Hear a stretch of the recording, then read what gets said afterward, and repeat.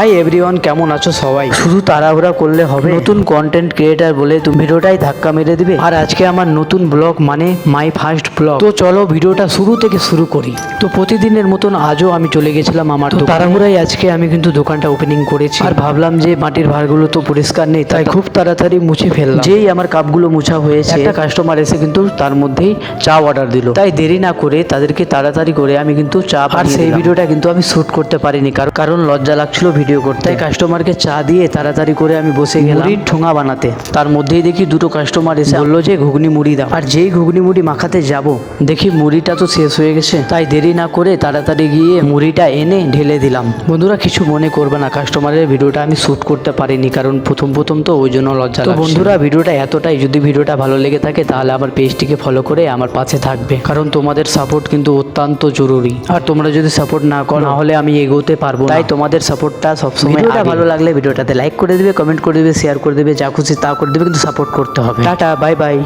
মারো ধাক্কা মারো, মেরে দাও। যেই ভিডিওটা শেষ হলো ফাটাস করে ধাক্কা মারো। আমি কিন্তু বুঝে নিয়েছি তুমি ফলো করোনি, তাই ফলো করে দাও।